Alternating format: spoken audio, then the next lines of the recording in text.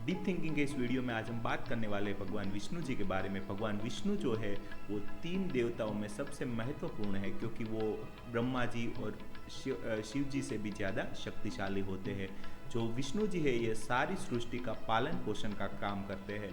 ब्रह्मा जी जब सारी सृष्टि को बना देते हैं तब उसको आगे बढ़ाने का काम भगवान विष्णु जी करते हैं।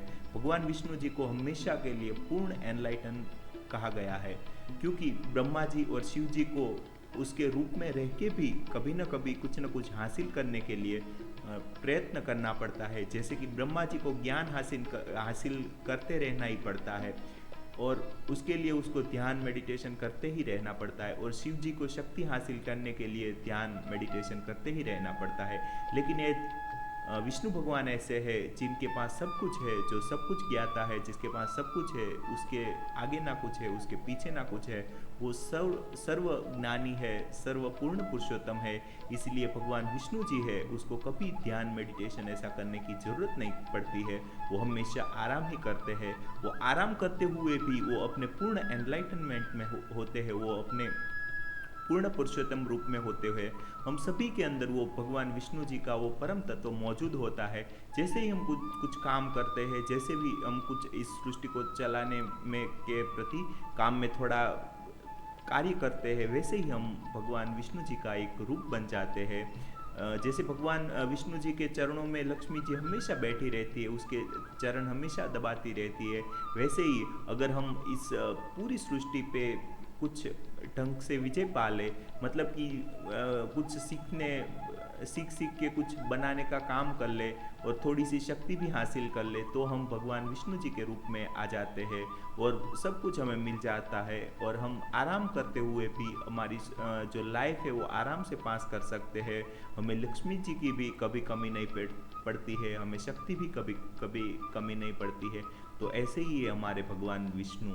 वो सर्वज्ञानी है, सर्वज्ञाता है और सर्व जगह हर वक्त मौजूद रहते हैं। अगर पूर्ण प्रलय हो जाए फिर भी वो उसके पास कुछ न कुछ बाकी रह ही जाता है। वो जो समय है उसके ऊपर उसका विजय है। ये समय है उसको शेषनाग के रूप में या नाग के रूप में दिखाया जाता है।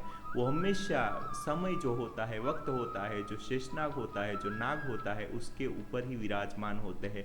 मतलब ऐसा है कि जो समय है, जो वक्त है, उसके ऊपर उसका पूर्ण तरीके से कंट्रोल है। पूर्ण तरीके से वो वक्त पे कंट्रोल रखे है। वो जैसे भी वक्त वो बनाना चाहे या बिगाड़ना चाहे वो कर सकते हैं। और बाकी जब सृष्टि का पूर्ण तरीके से विलय होता है, पूर्ण तरीके से उसका नाश हो जाता है, लेकिन फिर भी कुछ ना कुछ ऐसी चीज़ें बाकी रह जाती है जो आने वाले वक्त में सृष्टि के निर्माण करने के लिए कार्य करेगी। इसीलिए उसके पास जो बाकी रह जाता है वो चीज़ भगवान विष्णु के पास ही रह जाती है, जिसको शेषनाग के रूप में हम समझने मानने का प्रयास करते हैं।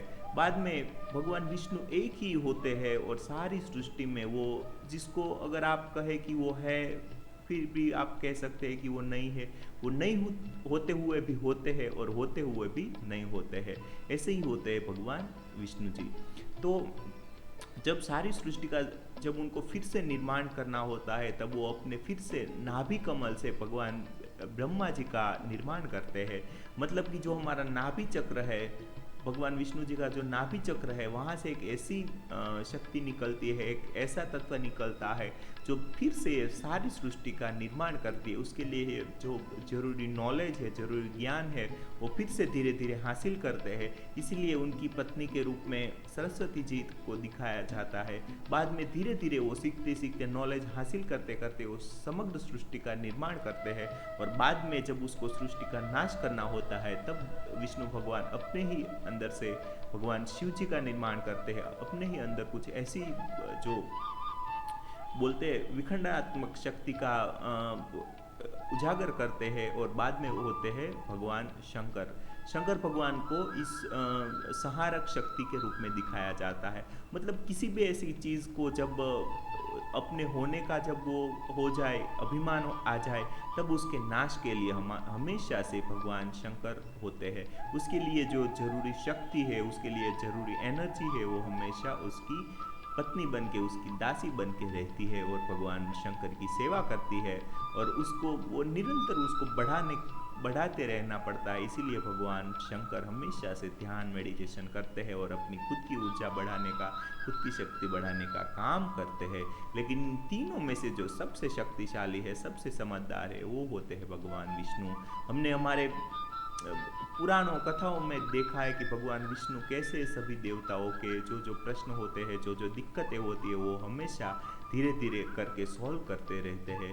तो आइए आप भी भगवान विष्णु जी की इस पावन उसका जो मीनिंग है, उसका जो डीप मीनिंग हमें बताया जाता है, वो समझने का प्रयास करें। इस सृष्टि में कैसे भगवान विष्णु हर जगह विराजमान है, हर एक रूप में भगवान विष्णु विराजमान है, उसको समझने का, उसके बारे में जानने का प्रयास करें और उसके प्रति थोड़ा करुणात्मक भाव रखने का प्रयास करें, क्योंकि वही इस सृष्टि को चलाने का काम करते हैं, वही एक इस सृष्टि का पालन पोषण का काम करते हैं। अगर कुछ सेकंड्स के लिए भी उसने अपना काम बंद कर दिया तो ये सारी सृष्टि रुक जाएगी।